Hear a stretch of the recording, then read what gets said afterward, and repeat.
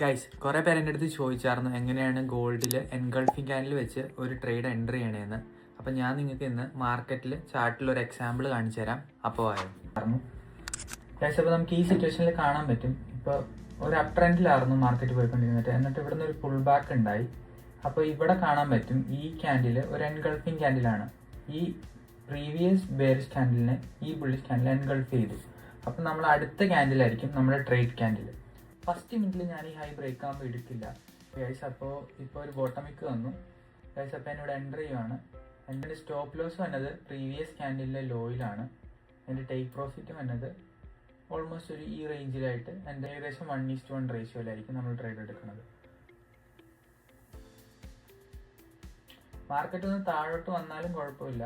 I mean എൻ്റെ stop loss almost സപ്പോർട്ടിൻ്റെ താഴെയായിരിക്കും ഞാൻ എപ്പോഴും വെക്കുന്നത്. മാർക്കറ്റ് ഇവിടെ വരെ വന്നുണ്ട്, അതാണ് നമ്മൾ സ്റ്റോപ്പ് ലോസ് എപ്പോഴും റെസിസ്റ്റൻസിൻ്റെ താഴെ വെക്കണമെന്ന് പറയുന്നത്. സ്പ്രെഡ് ഉണ്ടെങ്കിൽ സ്പ്രെഡും ഇത് ഒന്ന് നമ്മൾ ടേക്ക് ഔട്ട് ചെയ്തുകൊണ്ട് പോകും.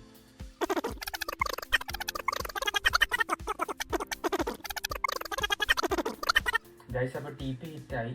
അപ്പോൾ ഇങ്ങനെയാണ് നമ്മൾ എൻഗൾഫിംഗ് ക്യാൻഡിലിനെ ട്രേഡ് എടുക്കുന്നത്. ഭയങ്കര സിമ്പിളാണ്. But always make sure volume ഉള്ളപ്പോഴാണ് ഈ എൻട്രിയും ഈ ഒരു സെറ്റപ്പ് നമുക്ക് കിട്ടുള്ളൂ. അപ്പോൾ എപ്പോഴും നിങ്ങൾ വോളിയം ഉള്ളപ്പോൾ ഈ ട്രേഡ് എടുക്കുക. Guys, do try this out. Patience is key and happy trading. Bye.